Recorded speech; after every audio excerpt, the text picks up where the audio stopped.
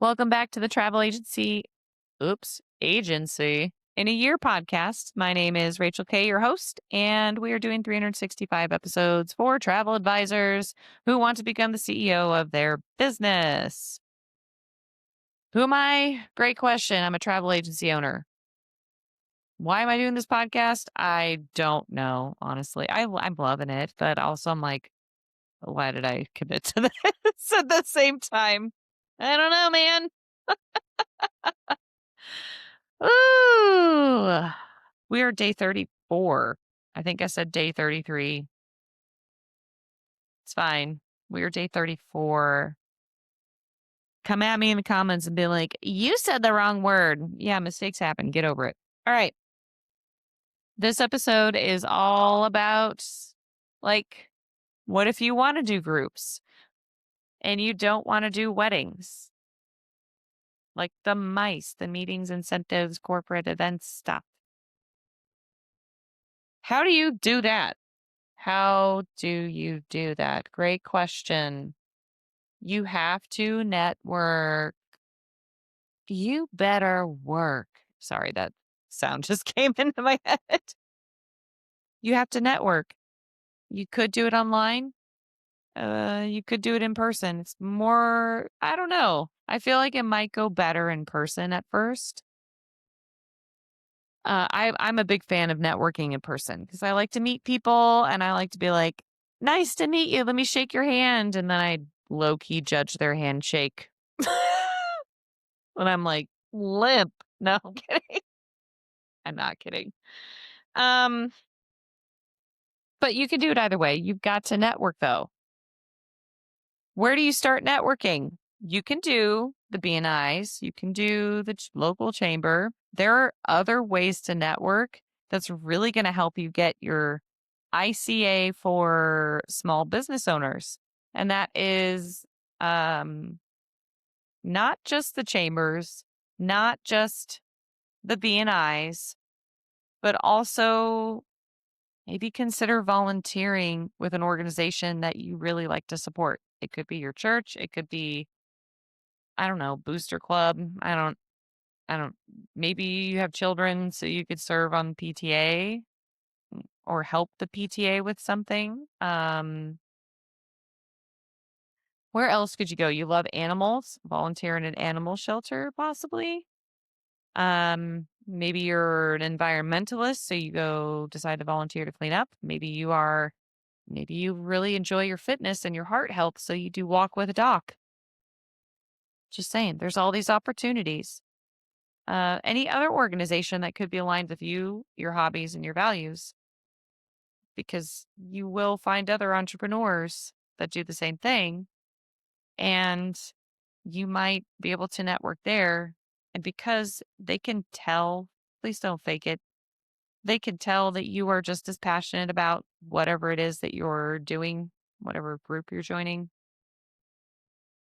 They're going to trust you more and they're going to refer you. And, or if they're wanting to do some kind of mice trip thingy with you, they're going to be more likely and more inclined to work with you versus cold emailing, um, or showing up to chamber events and BNI events and being like, well, I have all this group travel experience. I'm going to go into corporate trips. Do you know I won some stuff?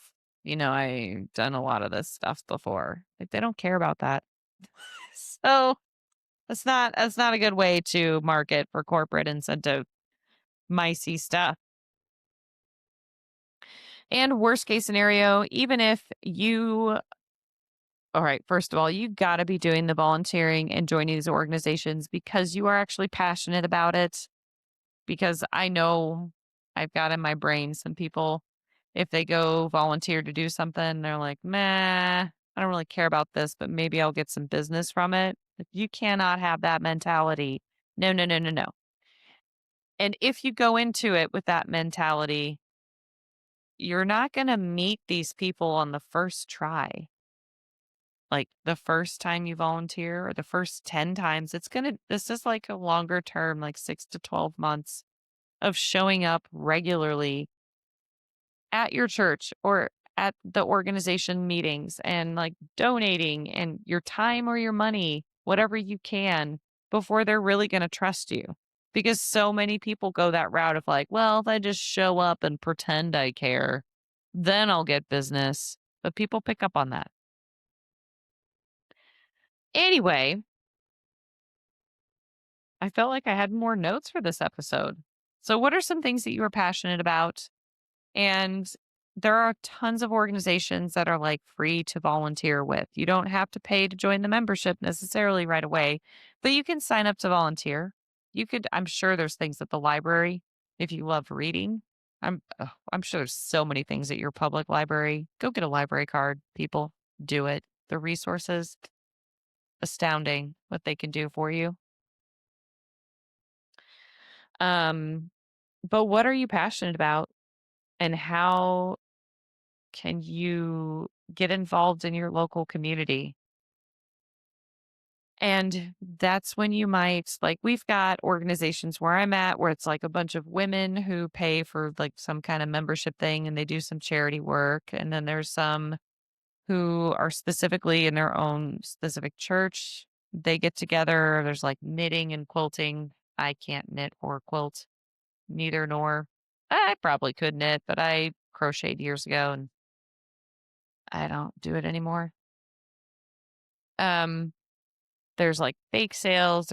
There's so many little events all over your city, hopefully, that you could volunteer to help. And you have no idea who you could end up connecting with. Be very, very helpful.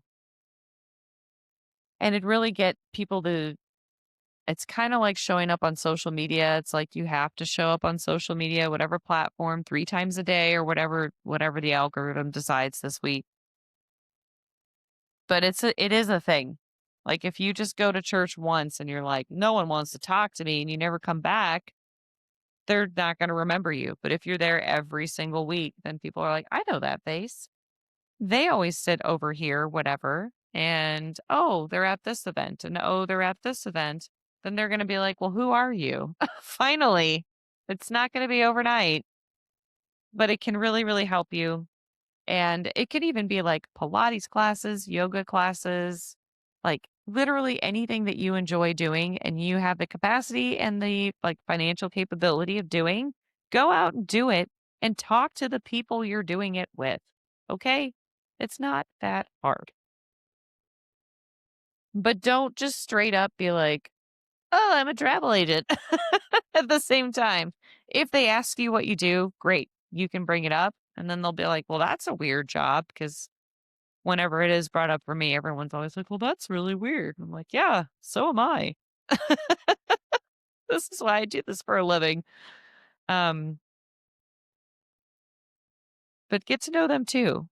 And I think I mentioned this in the networking episode past of episodes past. Like, get to know them too. How can I help you?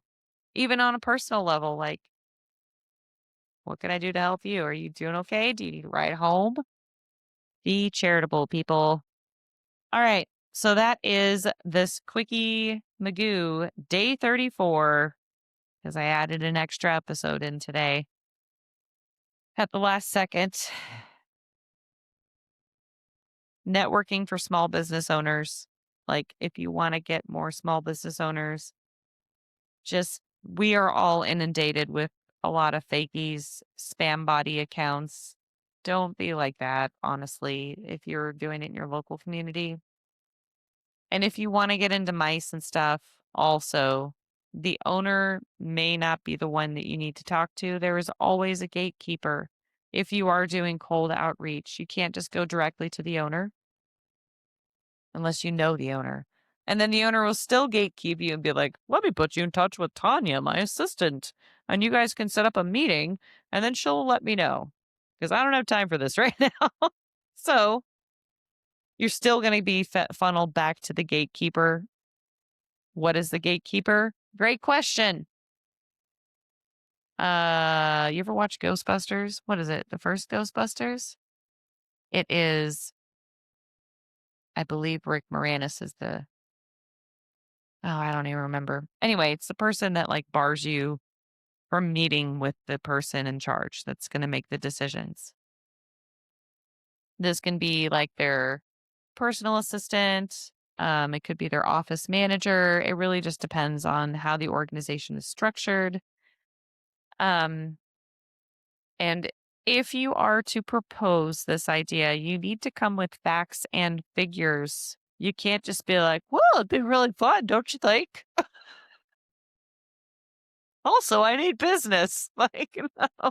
You need to demonstrate, hey, let's take the example of an insurance agency. Hey, did you know other insurance companies, maybe in your county, maybe in your state or your region, you want to kind of like, they know who their competition is nationwide, but maybe like, this is a little manipulative, but okay. Did you know that such and such like agency implemented this incentive program? And when their agents hit 1 million in sales, then they took them on this trip. And because of that, their revenue grew 25%. And they've been doing this for a year, like year over year, it's been increasing 25%, like exponentially. Do you want that same kind of growth? I'm happy to take care of this, take this off your plate, help you organize this, and help you motivate your agents to hit and exceed all of your sales goals. But you got to have the facts and figures, you know? Like you can't just make up. I just did, but you can't just make up stuff. I mean, you could. And if it's like a business owner with dozens of agents under them at an insurance agency is going to be like, you made that up. I'm smarter than the average bear. I know how to sniff out a fake. But if you have actual data and you like cite the data, that could help with your proposal to work together as well.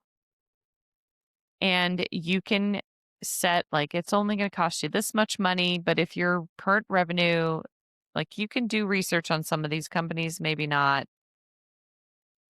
all of them. It just depends on how much information is out there, how big the organization is.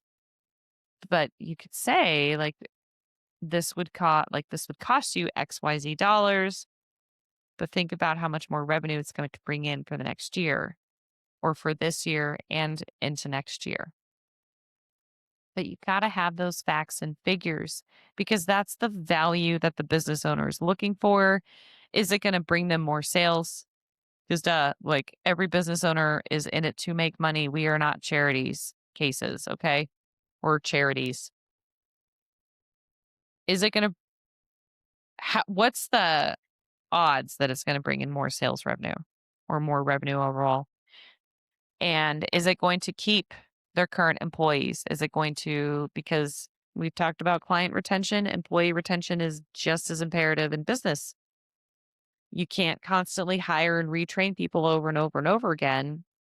So employee retention is much less expensive than paying for new people. Even if the starting wages are lower for new people, you still have to take all that extra time training them every single time. So, is it going to help with the employee satisfaction is what I was getting to there. Those are probably the biggest benefits. And also tax incentives for them. Like, do they need to find a way to write off more taxes? Who knows? I don't know. Maybe. So you want to have all of this information. You want to provide that value. It's a different value than a family planning a trip to Disney World. Like, no father is like, can I write this off? I mean, probably they are actually, but no fun. It's similar yet different, actually. Is this going to keep my family happy? Can I possibly write this off? Is this going to bring more peace into my household? Probably not, but they'll be happy. So, and I can afford it. All right. Anyway, it's just slightly different.